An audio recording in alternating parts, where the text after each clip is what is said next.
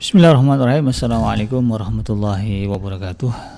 Innal hamdalillah nahmaduhu wa nasta'inuhu wa nastaghfiruh wa na'udzu billahi min syururi anfusina wa min sayyiati a'malina may yahdihillahu fala mudhillalah wa may yudlilhu fala hadiyalah. Asyhadu an la ilaha illallah wahdahu la syarikalah wa asyhadu anna Muhammadan 'abduhu wa rasuluhu la nabiyya ba'dah. Allahumma salli wa sallim ala hadha nabiyil karim wa ala alihi wa ashabihi wa man tabi'ahum bi ihsanin ila yaumiddin. Wa qala Allah ta'ala fi kitabihil karim ya ayyuhallazina amanu taqullaha haqqa tuqatih wa la tamutunna illa wa antum muslimun. Ya al-haq adkhilna mudkhala sidikin wa akhrijna mukhraja sidikin wa ja'alna min ladunka sultanan nasira. Ya al-haq wa zahaqal batil innal batila kana zahuqa. Allahumma alimna ma yanfa'una wanfa'na bima 'allamtana wa zidna ilma wa arana al-haqqa haqqa warzuqna ittiba'ah wa arana al-batila batila warzuqna ijtinabah. Rabbi israh li sadri wa yassir li amri wahlul 'uqdatam min lisani yafqahu qawli. Rabbana innana amanna faghfir lana dzunubana wa qina adzabannar. Amma ba'd.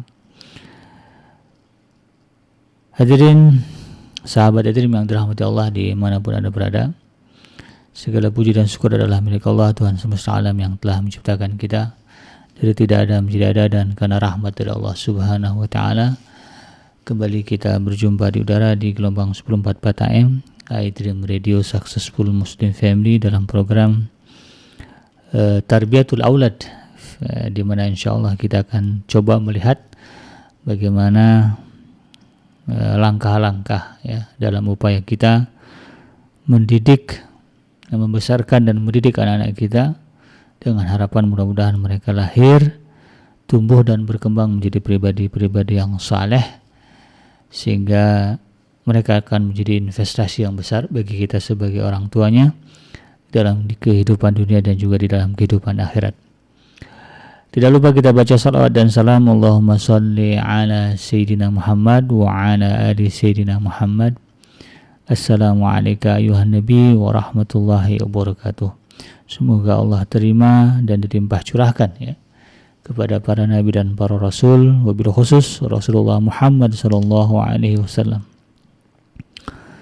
Dan semoga ya, kita tercatat sebagai orang yang rasa cinta di dalam dada semakin besar ya setiap harinya kepada Allah dan Rasulnya. Karena rasa cinta inilah yang sesungguhnya menjadi penyelamat ya bagi kita dalam kehidupan dunia dan wabil khusus di dalam kehidupan kita di akhirat nanti.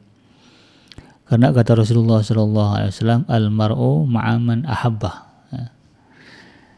Ya, seseorang itu dibangkitkan nanti di yaumul mahsyar dengan siapa yang dicintai. Tentu akan berbahagia orang yang selama di alam dunianya sangat besar kecintaannya kepada Allah dan juga Rasulnya. Dan semoga kita ya akan berbahagia bisa bertemu dengan Allah Subhanahu wa Ta'ala, dijauhkan dari api neraka dan dimasukkan ke dalam jannah serta dipertemukan dengan Rasulullah SAW di tepi sebuah telaga yang sangat indah di bawah sebuah pohon yang sangat rindang. InsyaAllah, amin ya rabbal alamin. Sahabat yang dirahmati Allah dimanapun Anda berada,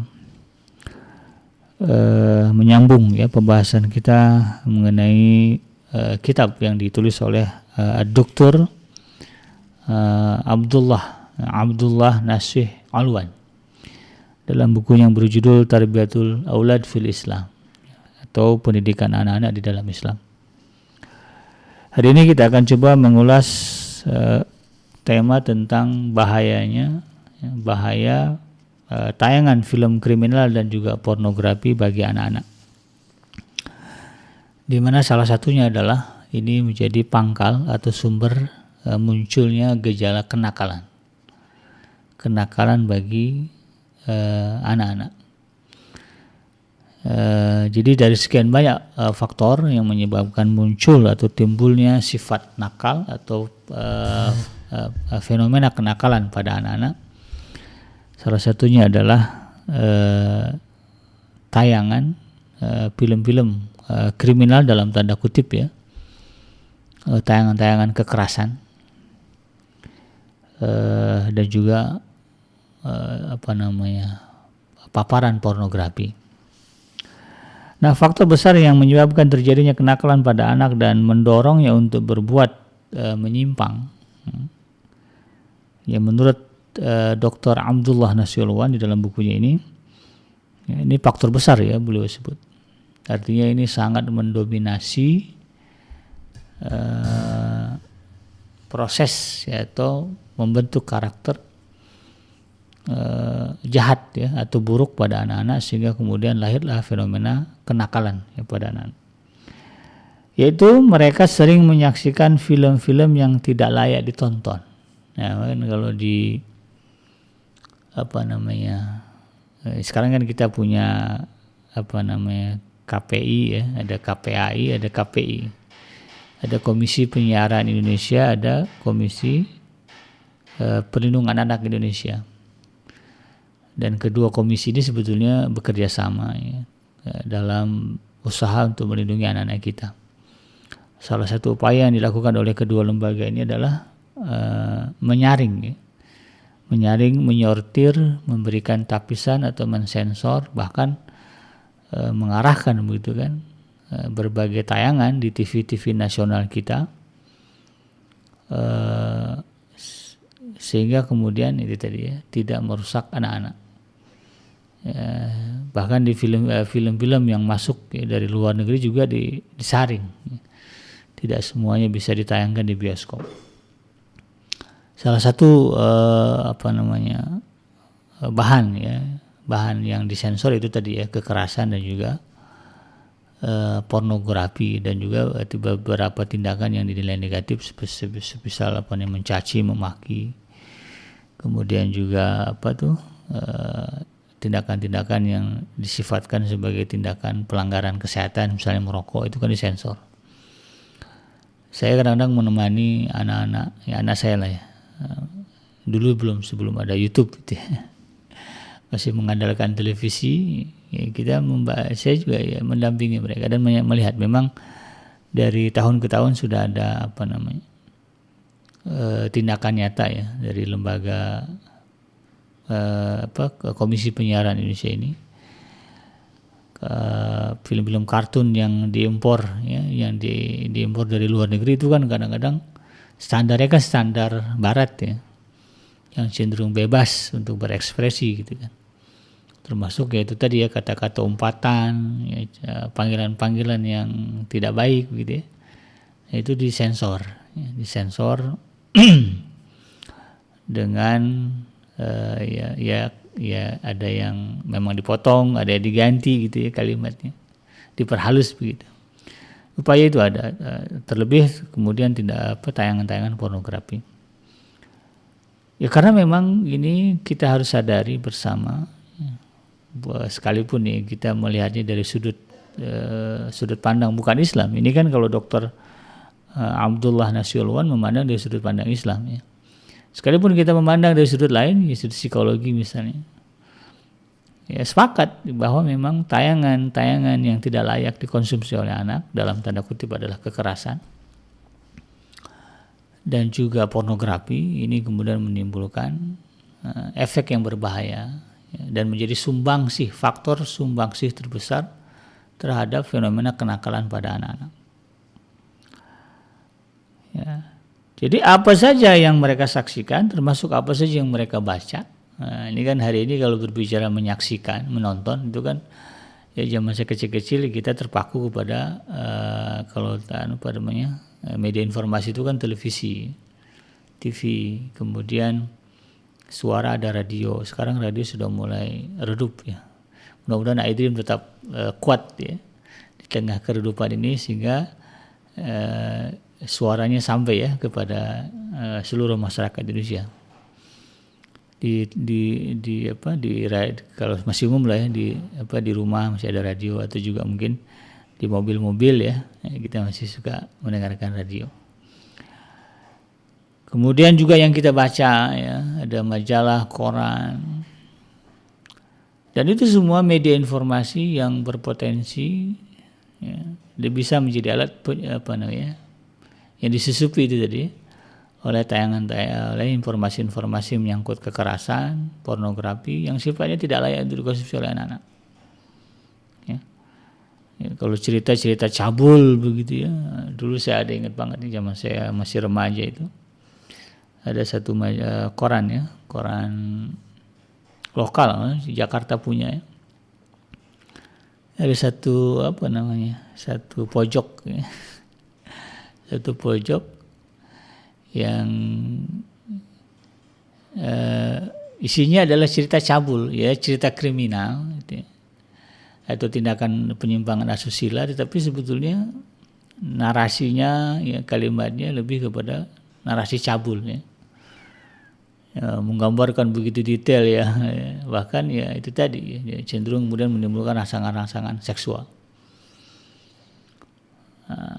Bahkan judul-judulnya ya, ada koran-koran tertentu, media-media tertentu zaman saya masih remaja itu ya, judul-judulnya ya kayak gitu ya, cabul. Nah semua itu ya tidak layak dikonsumsi oleh anak-anak dan termasuk ya hal yang kemudian akan melahirkan karakter ya, yang membuat mereka melakukan penyimpangan. Ya, padahal itu ya kekerasan, pornografi, ya, pencabulan dan narasi cabul dan sebagainya itu juga ya dalam banyak kasus itu menyerang orang dewasa, merusak moral akhlak orang dewasa. Pada orang dewasa saja ya kita yang sudah berumur ini gitu ya, kita yang menjadi orang tua bagi anak-anak kita ya, tayangan-tayangan itu ya kita harus akui ya merusak moral kita juga. Ya, bahkan kalau di berita-berita kriminal itu kan ada kasus-kasus di mana kemudian para pelakunya, ya, pelaku kriminal itu mereka terinspirasi oleh apa yang mereka saksikan, apa yang mereka tonton, apa yang mereka baca. Baik tindakan pembunuhan, ya, tindakan pemerkosaan, penyimpangan seksual itu ya mereka terinspirasi dan terdorong oleh apa yang mereka saksikan, mereka baca sebelumnya. Apalagi jika kemudian informasi itu, tayangan-tayangan itu kemudian ya, masuk ke anak-anak kita yang secara psikologi ya kematangannya belum ada, belum bisa memilah dan memilih, belum bisa punya pertimbangan. Ya, pengetahuan tentang baik dan buruknya belum sempurna. Kita yang sudah dewasa, yang sudah paham lah ya, hidup di tengah masyarakat, ini baik kata masyarakat, ini tidak baik, ini ajaran agama, ini larangan agama. Kita masih bisa kebobolan gitu kan. Apalagi jika kemudian tayangan-tayangan itu, informasi-informasi itu kemudian masuk ya, ke dalam pikiran anak-anak kita. Maka sudah dimaklumi ya bersama bahwa anak ya ketika mereka telah berakal, maka gambar-gambar ya dan juga tontonan-tontonan tersebut ya, kekerasan dan pornografi ini akan senantiasa melekat di dalam memori mereka. Ya, dan masuk ke dalam anak-anak ini kan daya hayalnya kuat. Dibandingkan kita orang dewasa ya, cara mereka mendeskripsikan dan membayangkan sesuatu itu lebih dahsyat daripada kita.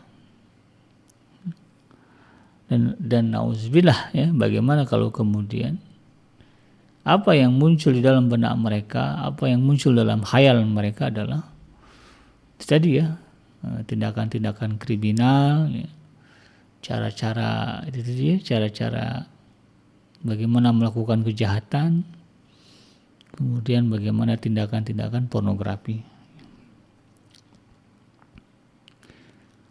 Masuk ke dalam memori bawah sadar mereka. Dan mereka, ya anak-anak ini pada usia belum balik ya, itu disepakat ya, para ahli psikologi anak semuanya mengatakan anak adalah peniru yang ulung. Peniru yang ulung. Mereka tidak perlu diajarkan untuk melakukan sesuatu. Cukup mereka lihat dan saksikan, mereka bisa melakukannya dengan sempurna, bahkan melebihi dari yang dicontohkan. Nah, sehingga banyak orang yang tidak menyadari sebetulnya usia anak itu adalah usia emas untuk menanamkan benih-benih kebaikan. Nah, ini yang harus kita pahami. Dan tidak ada bahaya yang paling besar bagi anak di usia pubernya kecuali bahaya tontonan yang memicunya berbuat jahat dan melakukan tindakan yang keji. Terlebih jika anak kemudian tidak mendapatkan penjagaan dan pengawasan.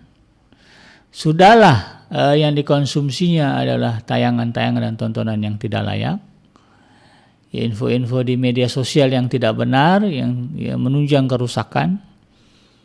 Lalu kemudian orang tuanya tidak mengawasi karena sibuk bekerja atau kemudian sibuk dengan diri sendiri, dia nggak kerja. Kadang kan orang tua juga yang kerja misalnya ayah, ibunya nggak kerja, tapi ibunya asik dengan dirinya, asik dengan gadgetnya, asik dengan obrolan dengan tetangganya, ngerumpinya gitu ya, asik dengan affair-nya ya, atau perselingkuhannya, sehingga anak-anak ini tidak diawasi.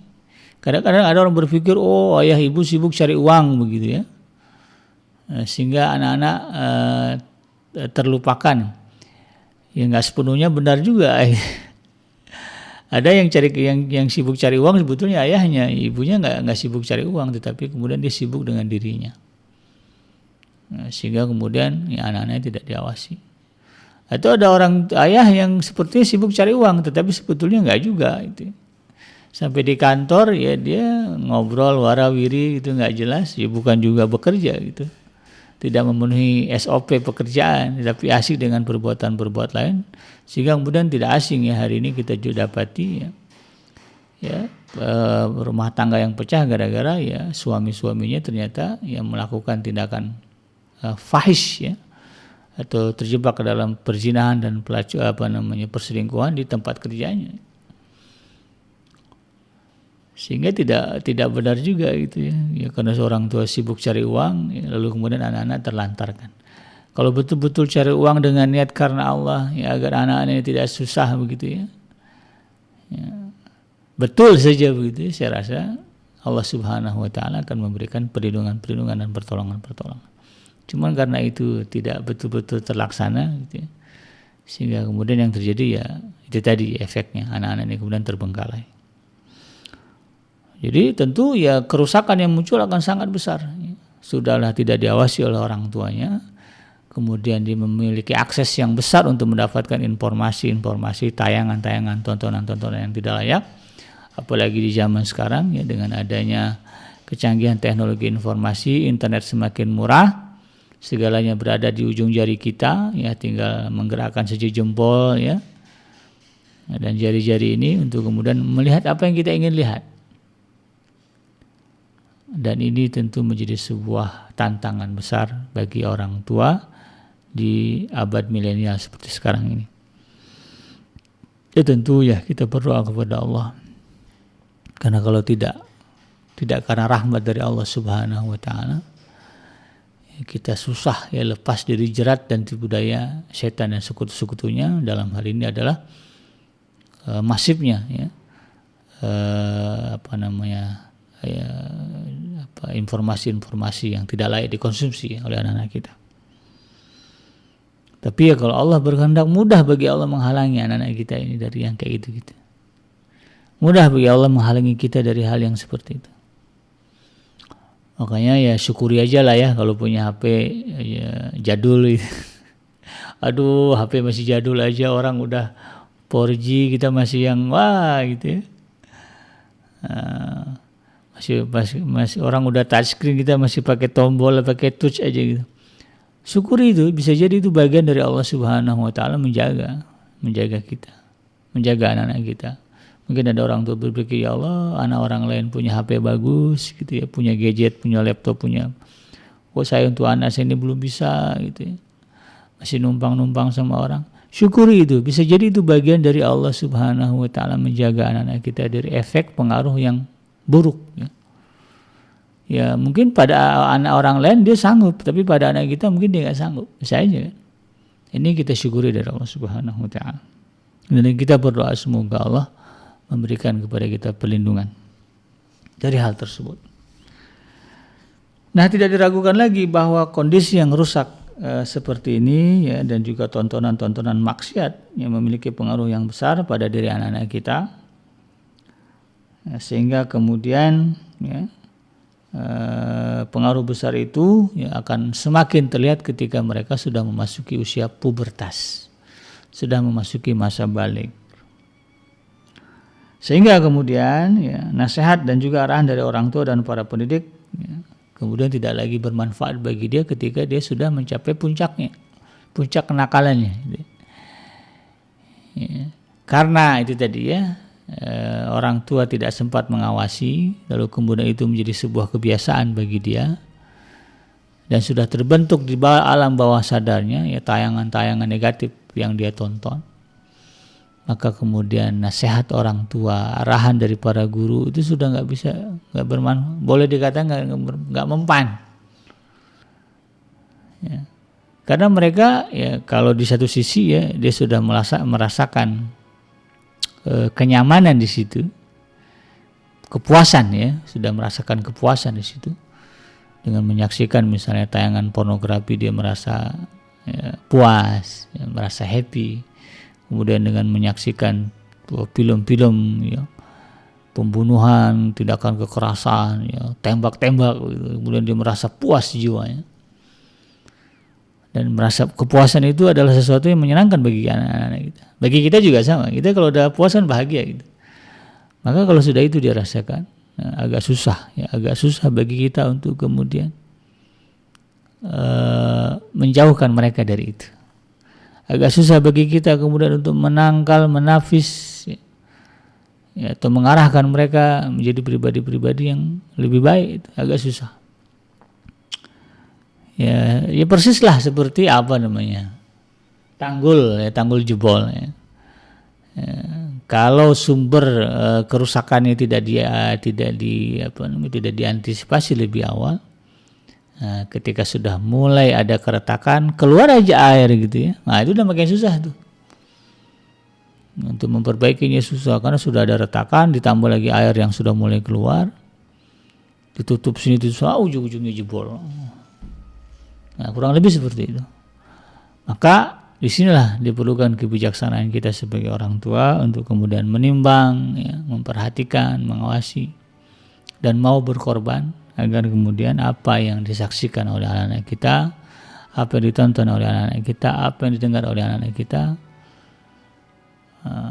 itu kemudian kita bisa mengarahkan mereka. Kita jaga kesucian jiwa mereka sampai mereka balik. Ketika mereka balik, ya, insya Allah ya, efek negatif ya, dari desakan-desakan ya, atau dari tayangan-tayangan, tontonan-tontonan itu kemudian insya Allah ya tidak akan terlalu berpengaruh kepada mereka karena mentalnya sudah terbentuk. Mereka sudah tahu ini nggak boleh, celah ini nggak boleh dekati. Ya. Nah, Islam sebagai sebuah agama yang memberikan solusi ya di dalam pendidikan Islam ya. Yang melalui prinsip-prinsip pendidikannya meletakkan metode yang lurus ya, kepada para orang tua dan juga para guru, para pendidik di dalam mengarahkan, mendidik dan melaksanakan hak dan kewajiban terhadap anak-anak mereka. Ya, di antaranya adalah yang pertama ya, ini kalau berbicara bagaimana nih ya Abi Kenji untuk mencegah anak-anak kita terpapar ya bahaya dari tayangan kriminal, kekerasan, kemudian juga pornografi. Ya, menurut Islam seperti apa? Yang pertama, ya, metodenya adalah, ya, prinsip-prinsipnya adalah melindungi ya, anak-anak kita ini dari setiap perkara yang menyebabkan datangnya murka Allah Subhanahu wa Ta'ala, sehingga kemudian mengantarnya ke dalam neraka ya, dengan perlindungan yang terbaik yang sempurna. Ya, sebagaimana firman Allah Subhanahu wa Ta'ala di dalam surah At-Tahrim, surah yang ke-66 ayat yang ke-6, Allah Subhanahu wa Ta'ala menegaskan, ya ayyuhallazina amanu qu anfusakum wa ahlikum nara. Ya, orang-orang yang beriman ya, ini kan seruannya jelas ya. Iman ini harus mantap dulu gitu ya. Ya, ku anfusakum, jagalah dirimu, wa ahlikum, dan juga keluargamu, nar, dari api neraka. Maka Ya, ini bagian kalau berbicara redaksi ayat ini, bagian dari kesempurnaan iman seorang mukmin, ya seorang muslim adalah kepeduliannya terhadap upaya menjaga diri dan keluarganya dari siksa api neraka. Ketika orang tua kemudian mengacuhkan, ya, acuh saja gitu ya, tidak memiliki kepedulian kepada keselamatan anak-anak, ya, keselamatan diri dan keselamatan keluarganya dari siksa Allah Subhanahu wa taala, maka imannya cacat. Nah, imannya tidak sempurna. Karena kalau dia memiliki kesempurnaan iman, dia akan aware, dia akan ngeh, ya Allah, anak-anak ini nggak bisa dibiarkan. Ya berada di kamar sendirian, ya pintu kamar bisa dia kunci, ada gadget, ada akses internet, pulang sekolah udah diam aja di kamar sampai malam, sampai orang tua pulang. Tidak bisa dibiarkan, harus dijaga. Nah, maka harus ada upaya bagi kita bagaimana kemudian mengarahkan mereka. Ya, kalau udah mereka mendiam aja di kamar, ya pintu dikunci, ya ini kita harus curiga. Ya, ketok pintunya, lihat ya, apa yang dia saksikan, gitu kan, apa yang dia tonton, apa yang dia baca. Ya, kemudian kasih arahan kepada mereka, kamu tidak berhak mengunci pintu kamar ini selagi ayah dan bunda ada. Nah, karena kita ingin mengawasi mereka, dan itu tidak akan bisa terrealisasi kalau orang tua sibuk sendiri. Kalau ayah dan ibunya sudah punya urusan masing-masing, ya sibuk dengan kesenangan pribadi masing-masing. Dan ini menjadi tantangan bagi kita bagaimana mengalahkan itu. Ingat ya bahwa anak ini adalah aset. Bisa jadi aset, bisa jadi musibah. Nah, kalau jadi aset ya alhamdulillah. Kalau jadi musibah ya innalillahi. Tapi bagaimana menjadikan dia sebagai aset dan musibah, itu kembali kepada kita orang tuanya. Bagaimana kita mendidik dan mengajarkan mereka. Jadi yang pertama itu harus ada kesadaran dalam diri kita bahwa kita tidak bisa membiarkan anak-anak kita, keluarga kita melakukan sesuatu yang menyebabkan mereka dimurkai oleh Allah Subhanahu wa taala. Karena kalau Allah murka kepada mereka, kalau dia sebut aja nama kita, Allah marah kepada dia, dimasukkan ke dalam neraka nanti. Lalu kemudian disebut nama kita, ya Allah, ini nggak fair, ini nggak adil. Kenapa? Saya ini anak si A, saya ini anak si B, yang selama saya hidup di dunia, ya, saya tidak pernah merasakan, tidak pernah diberikan, gitu ya. Ya, diajarkan tentang hal-hal yang engkau tidak sukai, gitu. Ya, dia diberikan kebebasan. Nah, kan salah itu. Ya. Maka Allah Subhanahu wa taala bisa jadi kemudian akan memanggil kita yang tadinya mungkin kita selangkah lagi masuk surga. Allah tarik gitu. Allah tanya, betul nggak nih kesaksian anak kamu gitu ya? Ini dalam bahasa simpelnya begitu ya. Tentu tidak sesederhana itu ya. Tidak serumit itu ya bagi Allah Subhanahu wa taala. Tapi ini dalam tataran bahasa kita. Ya, ini untuk memotivasi dan menyadarkan kita, ya kurang lebih seperti itu.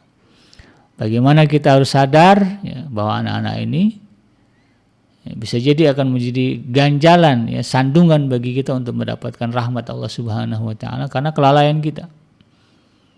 Makanya Nabi Allah Nuh alaihi salam, ya meskipun pada akhirnya didapati anaknya yang mendurhakai Allah, ya, dan juga mendurhakai dirinya sebagai Allah, sebagai Rasul, ya, sebagai Rasulullah dan juga sebagai orang tuanya. Tetapi dalam catatan dakwahnya beliau tidak bosan, tidak jenuh, ya, untuk kemudian menyeru memperbaiki akhlak dari anaknya, keyakinan dari anaknya. Dan itu dia buktikan sampai titik penghabisan begitu. Ketika anaknya sudah terombang-ambing di lautan, Nabi Allah Nuh alaihissalam berusaha untuk memperbaiki keadaan. Ayo anak sini, ikut dengan ayah. Tapi anaknya sa'awi ilal jabali yahsimuni minal ma', ya. Enggak, ya saya lebih memilih lari ke gunung untuk kemudian selamat dari air ini. Ya, jadi usahanya tidak putus. Nah tentu itu ya lain ceritanya, ya, tidak akan jadi sandungan bagi kita. Dia komplain bapak saya begini begitu, ya tinggal tunjukin aja, ya Allah Engkau Maha mengetahui, ya banyaklah bukti ya. Bagaimana saya menunjukkan kepedulian kepada anak-anak ini, mengajarkan agama. Tapi kalau itu tidak pernah dilakukan, khawatirlah ya, kemudian kita akan tersandung ya, masuk ke dalam neraka, tidak jadi masuk ke dalam surga. Ya, nauzubillah min dzalik. Yang kedua ya, yang menjadi prinsip di dalam mengatasi persoalan bagaimana mencegah anak-anak kita ini dari tayangan-tayangan yang bersifat kriminal ya, kemudian pornografi ya, atau tayangan-tayangan yang tidak layak yang kemudian akan menjerumuskan mereka kepada sifat nakal. Yang kedua adalah menanamkan rasa tanggung jawab terhadap siapa saja yang berhak untuk mendapatkan pengarahan dan pendidikan. Nah, jadi kita sebagai orang tua ya, kemudian ada di antara kita yang berprofesi sebagai pendidik ya, sebagai guru misalnya, sebagai dosen dan sebagainya. Ya, kalau tadi kan motivasi ya, keinginan dalam diri untuk menjaga ya, ada keinginan dalam diri kita untuk menjaga diri dan keluarga kita dari murka Allah. Nah, yang kedua adalah ya, harus ada dalam diri kita ya, rasa bertanggung jawab. Ya. Jadi kalau kita tidak punya rasa tanggung jawab, maka mustahil, susah bagi kita kemudian untuk melahirkan aksi ya, tindakan mencegah anak-anak kita dari hal-hal yang dimurkai oleh Allah Subhanahu wa taala. Susah bagi kita kemudian akan mengarahkan anak-anak kita, membentuk pola pikir anak-anak kita bebas dari itu tadi ya, keburukan-keburukan dari apa yang mereka lihat, apa yang mereka saksikan. Karena kita orang tuanya ya, ternyata tidak memiliki rasa tanggung jawab. Yang melihat anak itu bukan sebagai amanah. Ada orang tua yang seperti itu. Dia tidak melihat anaknya sebagai sebuah amanah. Mau gede, mau kayak gimana, masa bodoh. Kan ada orang tua yang masa bodoh. Ya tentu ini gunung es ya, yang ya karena mungkin di masa lalunya seperti itu, tindakan orang tua kemudian jalan yang dipilihnya juga itu gitu ya. Ketika dia balik, maka ketika dia punya anak ya, seperti itu yang terjadi. Nah, ini kita tidak ingin ya. Maka untuk itu kemudian ya, mumpung belum terlambat ya, mumpung anak-anak kita masih bisa dibentuk, maka dari sekarang ya, atau mungkin yang baru mau punya anak ya, dari sekarang harus sudah ada dalam diri kita rasa tanggung jawabnya. Dan menganggap anak ini adalah amanah ya, amanah dari Allah Subhanahu wa taala yang akan kita pertanggungjawabkan. Sehingga ya ada kemudian motivasi dalam diri kita untuk ya bergerak ya. Lagi asik misalnya ya, ngobrol gitu ya di media sosial, anak pulang sekolah assalamualaikum, udah. Kalau kita yakin kita ada rasa tanggung jawab dan dalam diri kita, atau lagi asik misalnya ibu-ibu yang nonton sinetron, wah lagi seru-serunya nih ya, lagi dicaci maki nih. Lalu kemudian anak pulang assalamualaikum, kalau ada rasa tanggung jawab dalam diri kita, itu TV otomatis dimatikan. Anak sudah pulang ya. Amanah dari Allah Subhanahu wa taala sudah datang yang harus dijaga. Udah mulai itu ya, sibuklah dengan anak, bertanya apa yang kamu rasakan hari ini, apa cerita apa di sekolah hari ini, sediakan dia makan ya. Siapkan pakaiannya kalau dia mau mandi, sehingga itu kemudian akan membentuk karakter pribadi yang baik di dalam diri. Dia tahu ya kalau dia pulang ibunya ada dan menyambutnya dengan pelukan hangat gitu ya. Nanti sorenya ayahnya pulang bawa buah tangan. Itu akan membentuk karakter positif dalam diri anak kita. Tapi kalau kemudian orang tua yang masih itu tadi tidak ada rasa tanggung jawab, tidak menganggap anak ini adalah bagian amanah dari Allah Subhanahu wa taala, itu nggak akan bergerak, itu nggak akan ada gerak. Ya. nggak akan keluar dari lisannya perintah nak baca Qur'annya, ya, nah sampai di mana hafalannya nggak akan keluar. Nah ke masjid yuk bareng ayah, nggak akan keluar karena dalam dirinya tidak ada rasa amanah, tidak ada rasa tanggung jawab, tidak menganggap anak ini adalah sesuatu yang akan dimintai pertanggungjawaban oleh Allah Subhanahu wa taala. Dan itulah yang terjadi pada mereka, ya. Ya, itulah pola pendidikan barat, ya. Di barat kan begitu, ya. Ya, kalau di barat itu sampai-sampai ya ada orang tua yang kemudian membebaskan anaknya ini memilih kelamin apa, memilih kelamin perempuan, ya kalau dia laki-laki tinggal operasi jadi perempuan. Dia nggak tahu, ya di akhirat dia akan ditanya kok bisa begitu. Ini harus kita paham. Sebagaimana yang disabdakan oleh Rasulullah Shallallahu Alaihi Wasallam di dalam sebuah hadis yang diriwayatkan oleh Imam Bukhari dan juga Muslim, ya Rasulullah Shallallahu Alaihi Wasallam bersabda, "War-rajulu ra'i ala ahli baitihi wa huwa mas'ulun an ra'iyatihi." Seorang laki-laki itu pemimpin, ya war-rajulu ra'in, setiap dan laki-laki itu adalah pemimpin ala ahli baitihi, ya, kepada seluruh anggota keluarganya. Wa huwa mas'ulun, kata Rasulullah SAW, dan dia akan ditanya an ra'iyatihi, terkait dengan anggota keluarganya. Nah, ini harus menjadi sebuah kesadaran dalam diri kita, ya.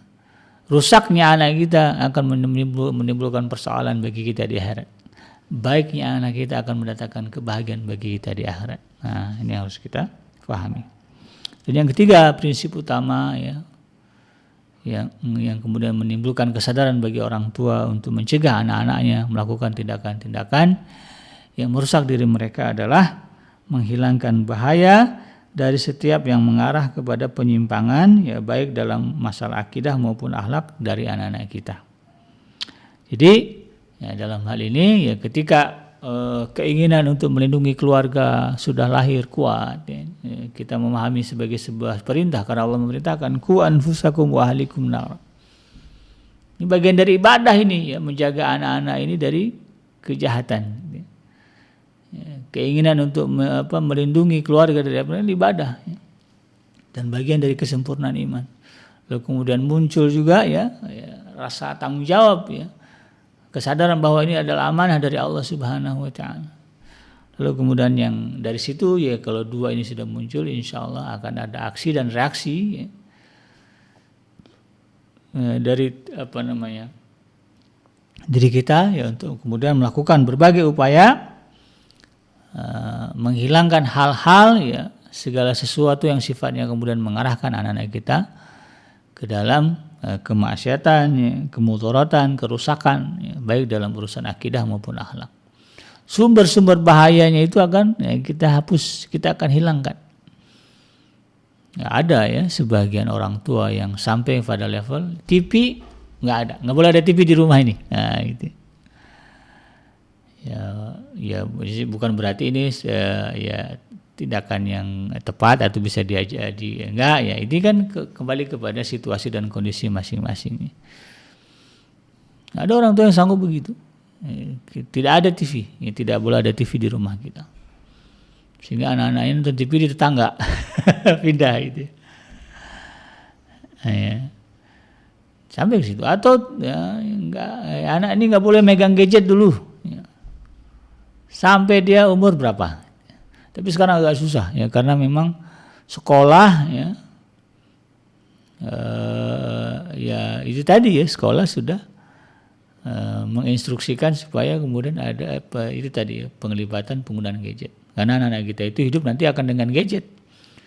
Kalau dia dari kecil tidak, memang sudah dari usia dini dia tidak kenal gadget, takutnya nanti dia tidak bisa mengikuti perkembangan zaman. Yang gadgetnya nggak masalah, ya tinggal bagaimana kita mengarahkan mereka. Saya pribadi tidak menghalang anak-anak saya untuk menggunakan gadget, tetapi kemudian ya, kita memberikan kesadaran kepada mereka, mengajarkan kepada mereka prinsip-prinsip yang tidak boleh dilanggar dalam penggunaan gadget. Baik secara fisik, ya misalnya nggak boleh berjam-jam, ada pembatasan.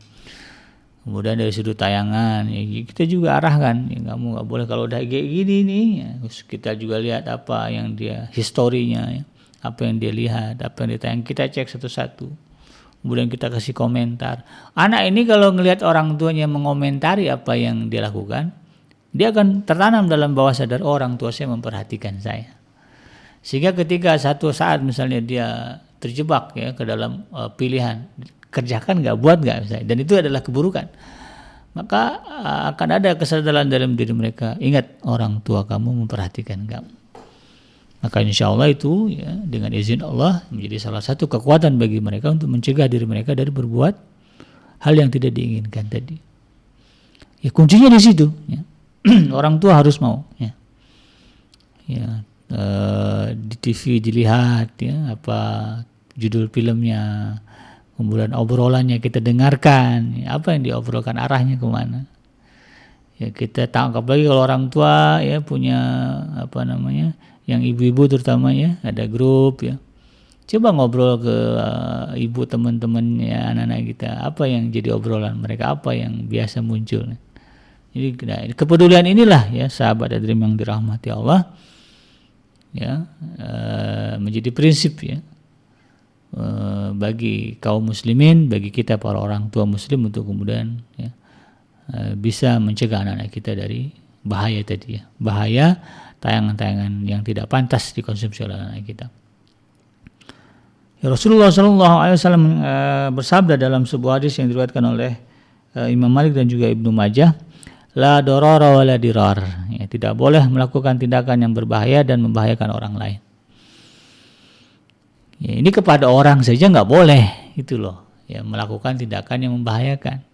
Apalagi kepada keluarga kita. Ya, kalaulah tahu kita ini kalau ada di rumah nih ya, majalah ini gitu bahaya itu. Ya ada juga ya orang tua nggak peduli itu ya. Ya saya zaman saya SMP dulu ada orang tua yang kemudian maaf ya nauzubillah jangan sampai terjadi kepada keluarga kita. Ya mengkoleksi film-film porno gitu kan, dan anaknya tahu gitu. Anaknya tahu. Ketika orang tuanya tidak ada di rumah, ya, dia yang mengkonsumsi itu dan bahkan mengajak teman-teman. Dia tahu jam-jamnya orang tua nggak, dia udah nggak. Ini jadi rusak. Ya karena barangnya ada. Itu. Coba pikir ya, apalagi sekarang ya ada orang tua yang kadang-kadang mengkoleksi gitu ya, gambar-gambar tayangannya yang mudarat itu di gadgetnya, di handphonenya.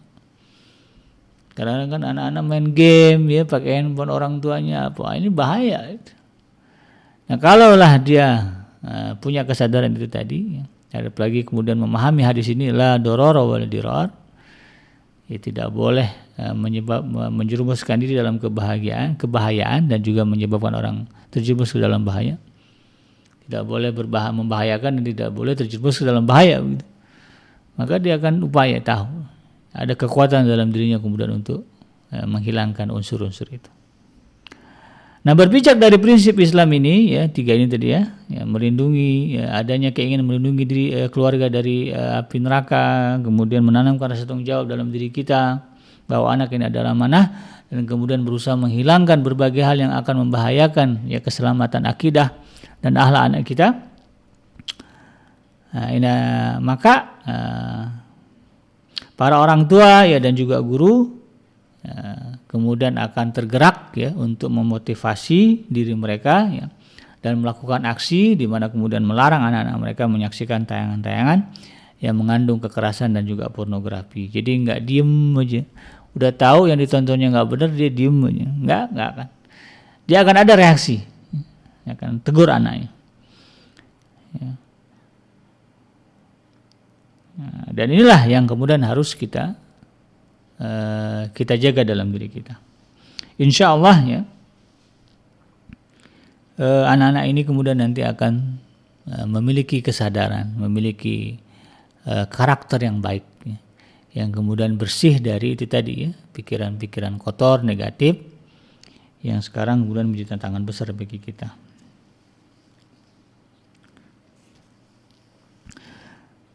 Disinilah ya, kita harus memahami bahwa tujuan yang ingin dicapai di dalam Islam ya terkait dengan itu tadi tiga hal tadi adalah bagaimana kemudian Islam ya sebagai sebuah agama yang sesuai dengan fitrah, ya, kodrat manusia, ya, dan juga kemudian Islam merupakan agama yang mengandung prinsip-prinsip pendidikan. Ya. Jadi Islam ini bukan hanya membahas mengenai ibadah ritual, tapi Islam juga adalah agama yang kemudian menjadi faksi dan pondasi dari pendidikan anak-anak kita. Allah Subhanahu wa taala berfirman di dalam surah Al-Maidah ayat yang ke-50, "Wa man ahsanu minallahi hukma liqaumi yuqinun." Siapa yang lebih baik hukumnya dari Allah Subhanahu wa taala, ya, daripada hukum Allah, ya, bagi orang-orang yang yakin, ya. Jadi dari sini juga kita kemudian jadi sadar bahwa kenapa kemudian ada kerusakan terjadi, ya. Fenomena-fenomena kenakalan anak-anak remaja ini adalah pangkalnya itu tadi, ya. Pola pendidikan Islam tidak dijalankan dengan baik, ya, di lingkungan di mana anak ini tumbuh dan besar. Ya. Ya, sekalipun dia tinggal di pesantren, anak kiai, tetapi ketika pola pendidikan Islam tidak tumbuh, ya tidak dijalankan, tidak diterapkan, maka jangan harap anak ini kemudian akan menjadi anak-anak yang sesuai dengan harapan kita menjadi anak yang soleh. Ya, berapa banyak ya kita berita-berita begitu kan, ya, yang kita dapati gitu, ada anak kiai, anak gus begitu, ya, yang kemudian ya anak Habib kadang-kadang, ya, yang kemudian ya, kita lihat tindakannya tidak sesuai dengan ajaran Islam. Ya, kenapa itu tadi? Ya, karena memang mereka tidak dibesarkan dengan pola pendidikan Islam. Ya, mereka hanya berada di lingkungan, ya, itu tadi, di lingkungan yang Islami, tetapi pola pendidikan Islam tidak diterapkan. Tinggal di pesantren, tetapi kemudian orang tuanya tidak. Kan kalau ulama-ulama dulu gitu ya, langsung ya, orang tuanya mengajarkan anaknya tentang agama. Tidak kemudian membiarkan anaknya. Ya, bahkan anak adalah murid dari sekolahnya. Bikin sekolah, ya dia sekolah di tempat bapaknya ngajar, punya bapak sekolah bapaknya. Ada juga sekarang polanya ya, pendiri sekolah, pendiri pesantren, tapi anaknya kemudian sekolah di tempat lain, mondok di tempat lain. Ya mungkin ada tujuan juga itu kan, bukan karena apa-apa. Ya, tapi ya agak berbeda dengan apa yang dilakukan oleh orang dulu. Ya. Ya, punya sekolah, punya pesantren, punya madrasah, anaknya digembleng di situ. Lalu kemudian setelah dirasa cukup, barulah dikirim keluar. Gitu. Tapi ada juga yang kemudian acuh, ya. Makanya jangan salah ya, ada anak-anak tokoh-tokoh Muslim yang perempuannya nggak pakai hijab, gitu ya. Ya. Bahkan nauzubillah kemudian terjerumus ke dalam narkoba, ya. Kemudian terjebak ke dalam perzinahan dan sebagainya. Karena mereka memang, ya kalau saya pribadi meyakini, pola pendidikan Islam tidak dikembangkan, tidak diterapkan. Dia hanya melihat ya lingkungan Islami, tetapi kemudian tidak menjalankannya sebagai sebuah sistem yang juga berlaku bagi diri dia. Gitu. Ya dia tinggal di lingkungan yang berhijab, tetapi dia nggak pernah ada itu tadi, diperintah, ditekan, diajarkan untuk kemudian memakai hijab. Ini yang tidak boleh terjadi. Ya mudah-mudahan apa yang saya sampaikan ini bermanfaat, ya, yang benar datangnya dari Allah Subhanahu wa taala, dan yang salah itu semata-mata lahir dari kealfaan dan kehilapan saya pribadi. Saya bikin pamit undur. Subhanaka Allahumma rabbana wa bihamdika asyhadu an la ilaha illa anta astaghfiruka wa atubu ilaik. Walhamdulillahirabbil alamin. Assalamualaikum warahmatullahi wabarakatuh.